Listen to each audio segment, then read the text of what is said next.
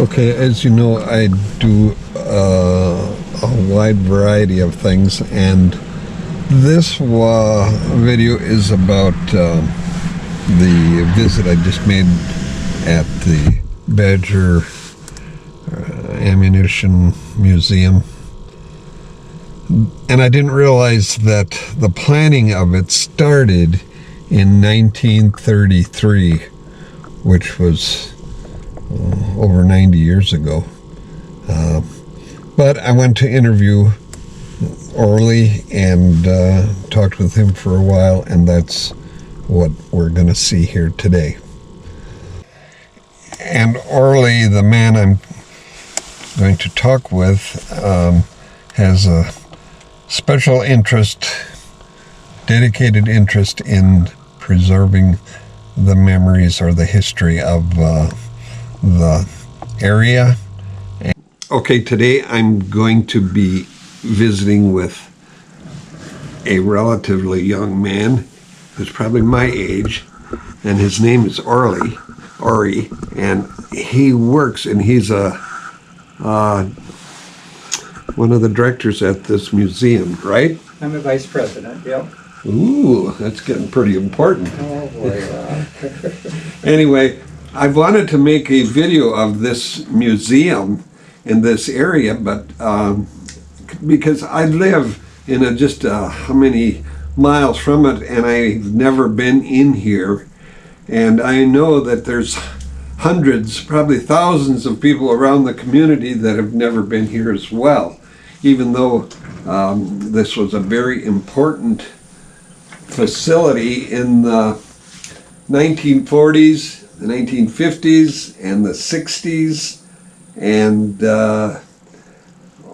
Orly here has been a worker here. And so, Orly, can you tell me about your experience in the area working, and then moving from work to eventually the high position of vice president?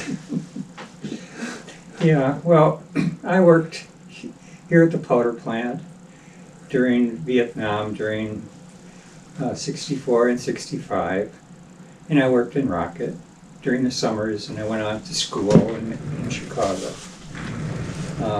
But my farm was part of the powder plant, but it was outside the fence. And my mother and father-in-law bought it from the Army after World War II, and that's been in the family ever since. That was about 88 acres. An old barn, an old house, probably the oldest house in the town of Merrimack.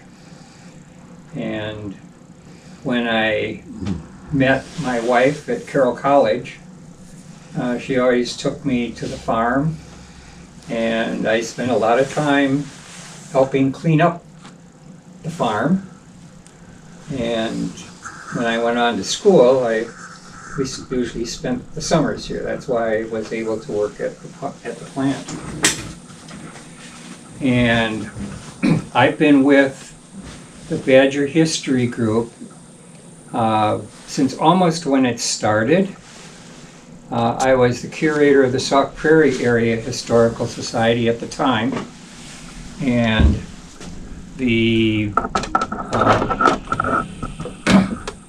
I've been part of it since 1998 and 99, and that was when the powder plant was declared excess, and it was going to be, taken apart, and different people were going to be having different parts of the land. Right now, there are 3 parties that own it. One is U.S. Dairy Forage Research Center, and I worked there for 11 years. I was there when they took over in 2004, 2,000 acres in the plant. And I had to do a lot of things in the plant, helping out our operation with both the cattle and other things. and also getting rid of manure. And when I retired from there, at that time, I was in 2011, I was part of the Badger History Group. And I also helped Berlin with some of the stuff of getting it ready here to be opened up. And so... Back to the history of it, in Yes. the 40s and 50s, certainly in the 50s, I was quite young yet, and every once in a while we would hear what we called it explosions. Yep. And we didn't know what was going on with it. We always said it was testing. What do you think on that? Well, there were explosions.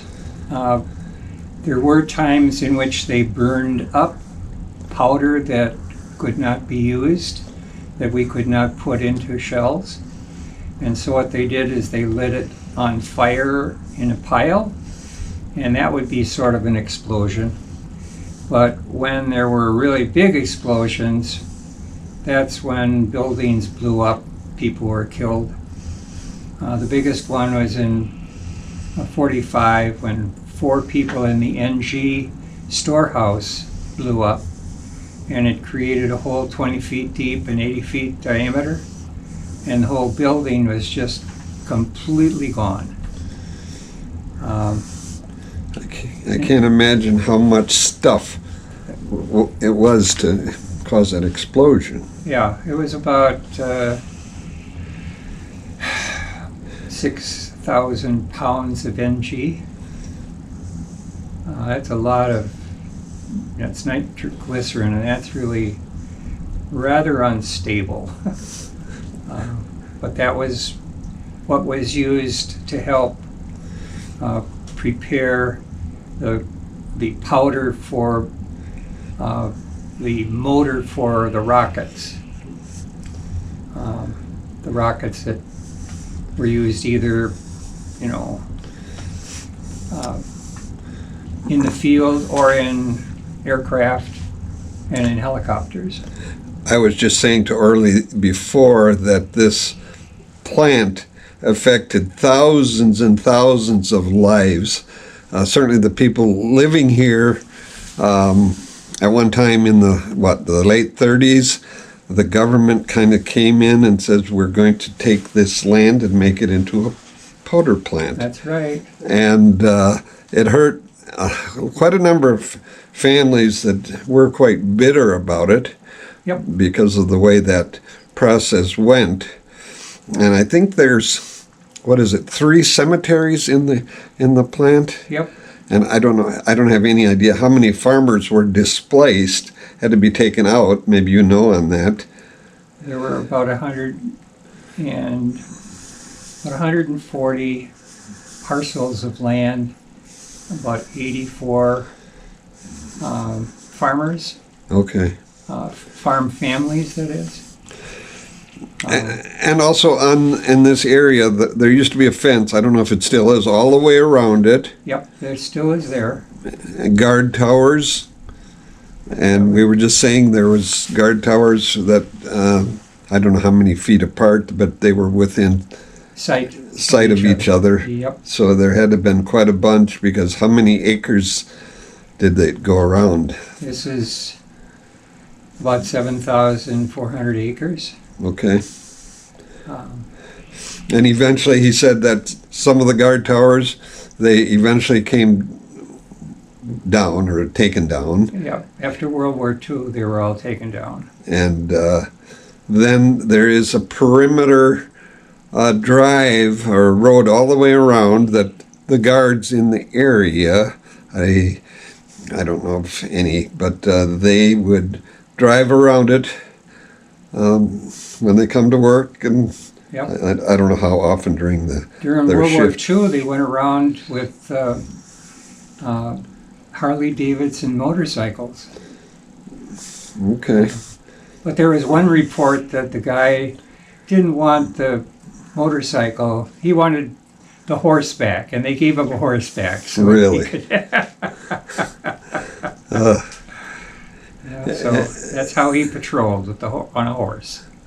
And the facilities here, I'd heard at one time that they generated enough electricity that would have been to, light up a city, 10,000 people? Yep. Which I don't know how many houses or homes that would have been, but Yeah. it was quite large. Yeah, they had really two main power sources. Powerhouse number 1 and powerhouse number 2. And both of them produced a lot of steam because we use steam to heat things up and also for heating buildings too. Okay. Luckily, they had the dam here, and the dam is the one that produced all the electricity that we needed. And The so dam- we didn't have to produce electricity on site, with our, the So that's powerhouses, so. the dam at Prairie du Sac. That's the dam in Prairie du Sac, yep. Okay. And luckily, they had, at one time, they just had 4 generators going, and then they kept adding so that there are a total of 8 of them. And when the World War II came, all 8 of them were producing electricity, and that's one of the reasons why the powder plant was put here, because they had enough electricity to spare. I don't want to take too much time here, but I do want to say that I'm going to be talking with Orly a little bit after I shut this off, but I'm going to walk into the back room where some of the displays are, and I'm going to talk a little bit about it. Yep. But like I said, if you want to come up here, watch this video, you get a free pass. Yep. And it's a free pass anyway. And certain hours, tell me your hours. Our hours on Monday through Saturday from 10 to 4. That's when we're open. And sometimes we're open a little longer, depending upon if we're working on some computer project that might last until 5. So That's 10 in the morning, right? it's 10 in the morning. And they used to have shifts, right? Well, sometimes we do. I mean, years ago. Yeah. Of At the powder plant? yeah. Oh, they had. Once you start making powder, you have to continue on 24 hours a day until it's done. And so there were 3 shifts.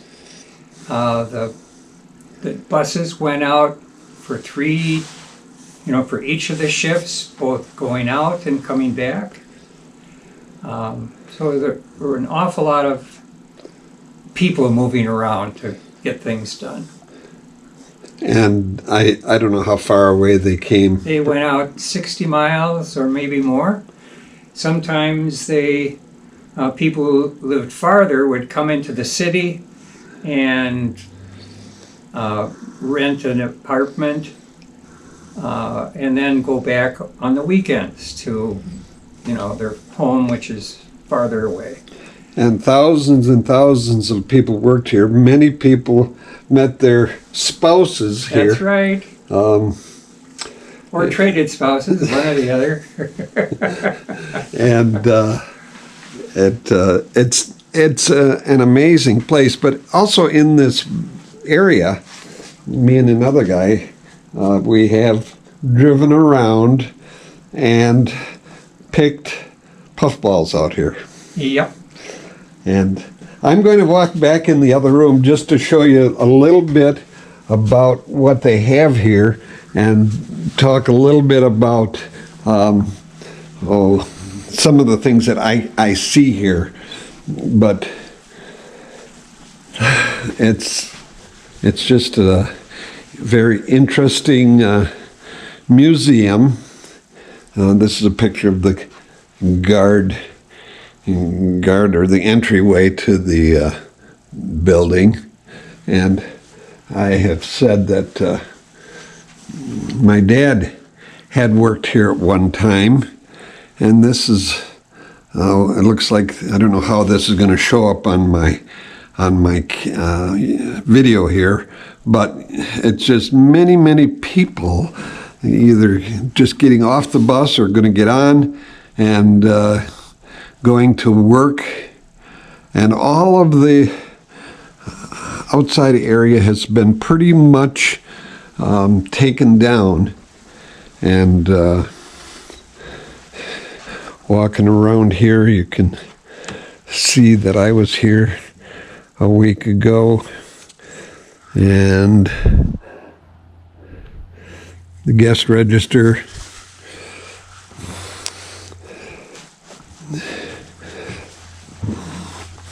And even though I'm just making this video, I would still say that I probably should come back.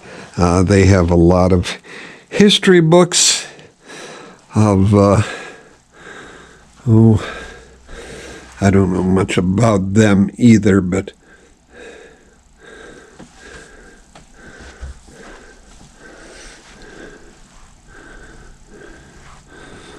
here on the one picture on the wall, and this was, I think, in Lake Mendota in Madison. It says 3,000-year-old canoe found. This would be a map of a lot of the interior. But what is winding down, certainly in regards to people that worked here, there's probably less and less of them every year. Just like veterans of World War II, veterans of the working place. And again, I can't say I know enough about all of this, but a lot of reading. If you're really interested, it would be a good visit to come here and just catch up on what happened here. Almost 85 years ago, it was about the start of it. And a lot of pictures that are kind of interesting. And here's one about the protests. That was kind of a controversial issue.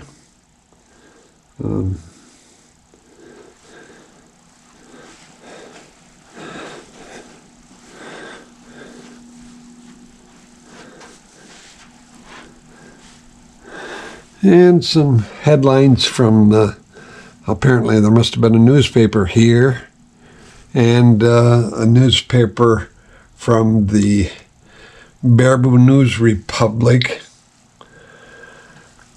and some of the clothes that the people wore here. That's kind of, they probably had special stuff to keep the dust off.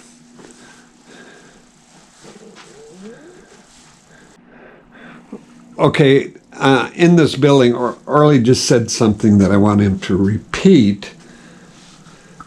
Yes, this building, which is part now of DNR, was originally the most secure building on this premises, because in 1970 this had the dedicated IBM punch card computer that was the brains for the whole facility, and it also was, the other half of it was for a dedicated Army telephone system, so they could talk to one Army facility and another without anybody listening in. And that's why this building has no windows. It only has one main entrance and two exits. And the walls of it are about 1.5 feet thick. So it's pretty secure, and it's going to last a long time. So, Orly, you don't get to see if a tornado or winds are coming or it's snowing outside or the sun shining. Right. You don't see anything, right? You have to go outside. Okay. Yeah.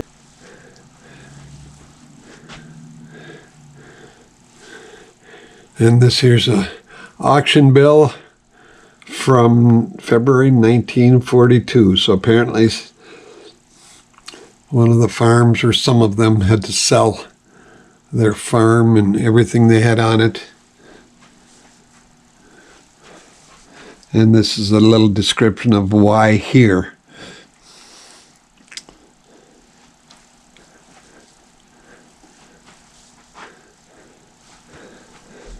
So if you're inclined to history of Badger area, Badger Ordnance, and wanting to see something different, it's free, just like a couple other places around here that are free. The Evermore Park, which is a little bit across the street, and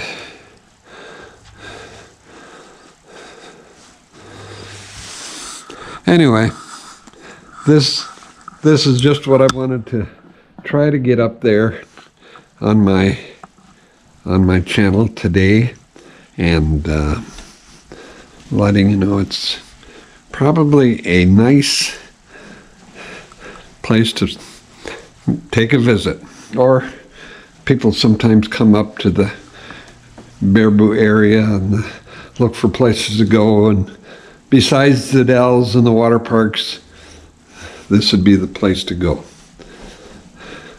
So much for today, and if you're inclined, and like I said, if you got this far watching it, come over and make a visit. They would be glad to show you around.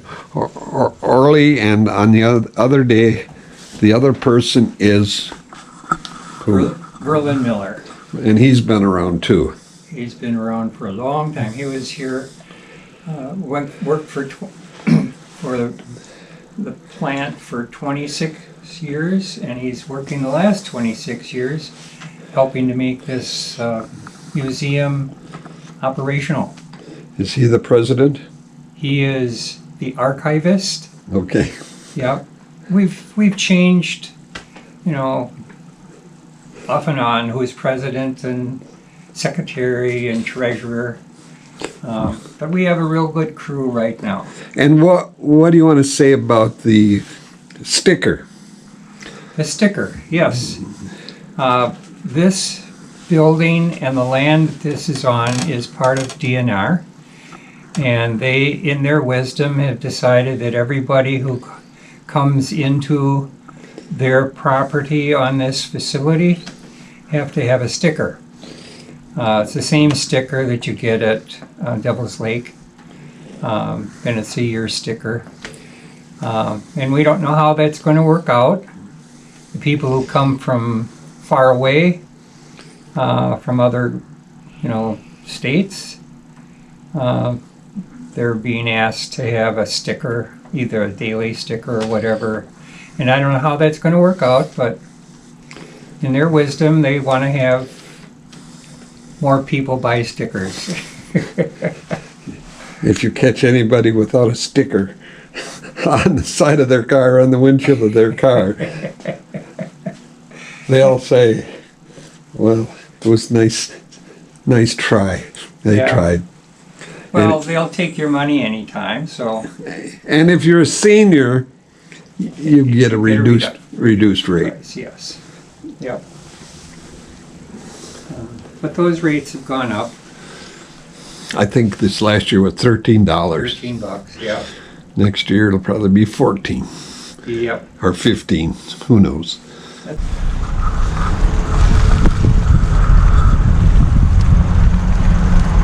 Okay, this is the outside of this museum, and Arlie just said that it has no windows or doors, except there is a couple doors, but this is just driving around it, and I'm putting this at the end. Some nice pictures, some of the history. And access is on the south side of the building, so you can just barely see over to the right here the